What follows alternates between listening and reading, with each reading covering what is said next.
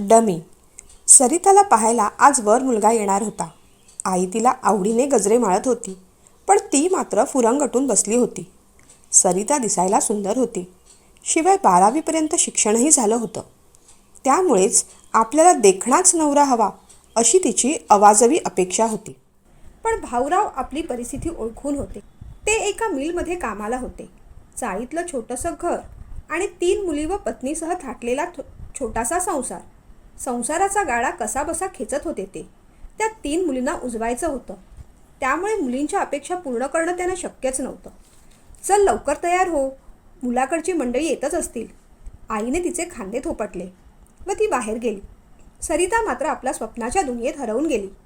तिचा स्वप्नातला राजकुमार म्हणजे अजय कुमार, उंच पुरा, राजबिंडा, देखणा, तिला साजेसा. पण हे सगळं स्वप्नातच, कारण अजय कुमार म्हणजे हिंदी सिनेसृष्टीतला सुपरस्टार. तो कुठला गेला भेटायला? सरिताची खूप इच्छा होती. निदान एकदा तरी अजय कुमारांना भेटायचं. त्यांचे अनेक फोटो तिच्या मोबाईलमध्ये होते आणि नुकताच त्यांच्या नवीन चित्रपटाचं देवताचं शूटिंग पण सुरू होणार होतं. अजय कुमारांसारखा नवरा हवा मला, नाहीतर लग्नच नाही करायचं, ती पुटपुटली. अगं मंडळी आली हां, भाऊंच्या आवाजाने ती भानावर आली. या मुलाशी बोलायचा चान्स मिळाला तर आपण सरळ नकारच द्यायचा, असे अव्यवहारी विचार ती करू लागली. बाहेर पाहुण्यांचं स्वागत केलं जात होतं. तितक्यात तिची धाकटी बहीण सुजाता धावत पळत आत आली. ताई, ए ताई, तिला गदागदा गोल फिरवत ती बोलू लागली. ताई ताई ताई, तुला अजय कुमारांबरोबर लग्न करायचं आहे ना? अगं खुद्द तेच आले आहेत. तीच उंची, तेच रूप, खुद्द अजय कुमारच. बहिणीच्या मूर्खपणावर विश्वास ठेवावा एवढी मूर्ख सरिता निश्चितच नव्हती. तिने तिला गप्प केलं. म्हणाली, नीट सांग सुजा, काय झालं ते? सुजाता म्हणाली, मी काय बोलू, थोड्या वेळात तूच पाहशील, असं म्हणत ती बाहेर गेली. सरिता थोडा वेळ विचारात पडली. अजय कुमार? खुद्द अजय कुमार? छे, कसं शक्य आहे? ती पुटपुटली. तेवढ्यात पाहुणे घरात आलेच. स्वयंपाकघरातून तिने वाकून पाहिलं आणि तिचे डोळे विस्फारले. 5 फूट 10 इंच, गोरा पान रंग, पिंगट हलके केस, निळ्या रंगाचं टी शर्ट आणि डोळ्याला गॉगल. स्वतःच्या डोळ्यावर तिचा विश्वासच बसत नव्हता. तिने देवघरातला फोटो आणि पत्रिका काढली. फोटोच्या मागे मुलाची माहिती होती. मुलगा फिल्म इंडस्ट्रीमध्ये कामाला आहे. तिने नाव पाहिलं, राजेश कोलते उर्फ अजय कुमार. अजूनही तिला काहीच समजत नव्हतं, पण ती घायाळ झाली होती हे नक्की. इकडच्या तिकडच्या गप्पा झाल्या आणि कुणीतरी मुलीला येऊ द्या आता, असं म्हटलं. आई आत आली आणि सरिताच्या हातात चहाचा ट्रे तिने दिला. सरिताने मग सगळ्यांना चहा दिला. शेवटी तिने त्या मुलाला सुद्धा चहा दिला. डोळ्यावरचा गॉगल काढत त्याने चहाचा कप उचलला. सरिताने त्याला अगदी जवळून पाहिलं.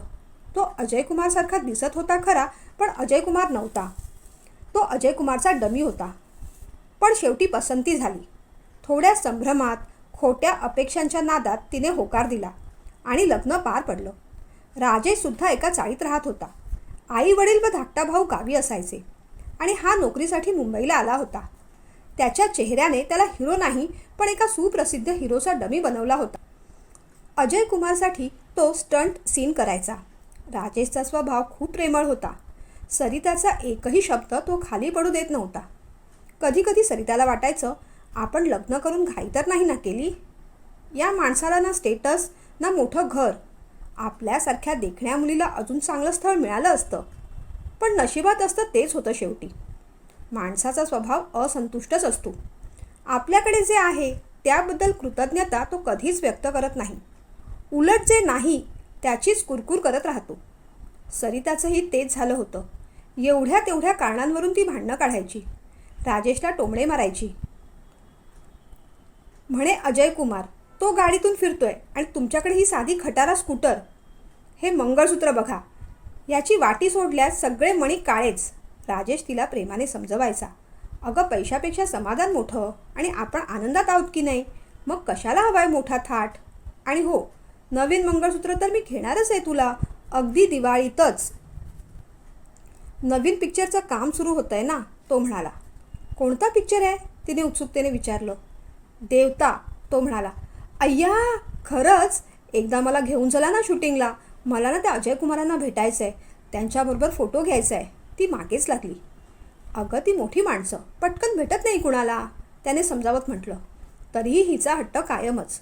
2 दिवस रागावून बसली. बिचारा राजेशलाही मग उपासमार. तिसऱ्या दिवशी तोच म्हणाला, परवा घेऊन जाईन बरं तुला शूटिंगला. मी अजय कुमार सरांशी बोललो आहे. तयार केलं कसं बसं. अजय कुमारांशी भेट घेण्यासाठी त्याला किती नामुष्की सहन करावी लागली ती त्यालाच माहीत. पण सरिता मात्र खूप खुश होती. रात्री झोपताना ती स्वप्नरंजन करू लागली. कोणती साडी नेसावी, कसं तयार व्हावं. आपल्याला बघून अजय कुमार अगदी इम्प्रेसच होतील. अजय कुमारांचे एक एक चित्रपट तिला आठवले. काय दिसतात सॉलिड, काय काम करतात. ती डॉक्टरांची भूमिका, किती प्रेमाने पेशंटशी बोलत होते. आणि त्या पिक्चरमध्ये तर सैनिक झाले होते. आपल्या कर्तव्यासाठी बलिदान देणारा सैनिक. त्यात त्यांचा दुर्दैवी अंत पाहून ती किती रडली होती. खरंच किती नशिबान असेल ना यांची बायको. स्वप्नरंजन करता करता मध्यरात्र उलटून गेली. दुसऱ्या दिवशी 7 वाजले तरी हिला जाग नाही. अहो, तुम्ही आज बाहेरच जेवण घ्या, मी थकली आहे, ती म्हणाली. तिच्या डोक्यावरून हात फिरवत तो म्हणाला, बरं ठीक आहे, काळजी घे, येतो मी. आज रात्री उशीर होईल. शूटिंग कर्जतला आत गावात आहे. हो, पण उद्या अजय कुमारांना भेटायचं लक्षात आहे ना, तिने विचारलं. तो हसला आणि बाहेर पडला. सरिताने कपाटावरची बॅग काढली. निळ्या रंगाची साडी इस्त्रीवाल्याला देऊन आली. उद्या आपल्या स्वप्नातला हिरो आपल्याला प्रत्यक्ष भेटणार आहे. आपला देवता, साक्षात दर्शन देणार आहे. या विचाराने ती हुरळून गेली होती. दुपारी त्या आनंदातच तिला डुलकी लागली. मोबाईलच्या रिंगने तिला जाग आली. तिने फोन कानाला लावला. हॅलो, सरिता ताई का? मी दिनू बोलतोय, राजेशचा मित्र. ताई, स्टंट करताना राजेशचा अपघात झाला. त्याला हॉस्पिटलमध्ये घेऊन चाललो आहे आम्ही. ॲड्रेस पाठवतो, लगेच निघा. ती स्वप्नातून सत्यात आणि आकाशातून जमिनीवर आली होती. तिने लगेचच भाऊंना कळवलं. होते नव्हते तेवढे पैसे घेऊन ती तडक हॉस्पिटलला पोहोचली. डोक्याला मार लागला होता, पण सुदैवाने गंभीर काही नव्हतं. हॉस्पिटलमध्ये पूर्ण पैसेही भरले नव्हते. युनिटकडून 5,000 रुपये देऊन त्यांची बोळवण केली होती. तिनेच मग उरले सुरले पैसे भरून त्याला ॲडमिट तर करून घेतलं होतं. पण खरा प्रश्न पुढे होता. राजेशच्या पायाचं ऑपरेशन करायचं होतं. एवढे पैसे कुणाकडेच नव्हते. ती खूप टेन्शनमध्ये होती. दिनूच्या सांगण्यावरून तिने डायरेक्टर साहेबांशी बोलून घेतलं. पण मोठ्या माणसांच्या मोठ्या बाता, नुसती आश्वासनं आणि मोठे वायदे. दिनूने तिला त्याच्या इन्शुरन्सबद्दल पण सांगितलं. वहिनी, काळजी नका करू, राजेशचं इन्शुरन्स आहे, आपण त्यासाठी पण अर्ज करू. वहिनी, तुमचा नवरा लाख मुलाचा माणूस. मागे माझ्याकडे पैसे नव्हते म्हणून मी इन्शुरन्सचे हप्ते फेडू शकत नव्हतो. त्याने स्वतः माझे हप्ते भरले होते. अशा माझ्या मित्राला मी एकटं नाही सोडणार. नका काळजी करू. इन्शुरन्सचे पैसे मिळतील तेव्हा मिळतील, पण तोपर्यंत घर कसं चालवायचं, असा प्रश्न सरिताला पडला. दिनूनेच मग सुचवलं, आपण अजय कुमार साहेबांना भेटूया.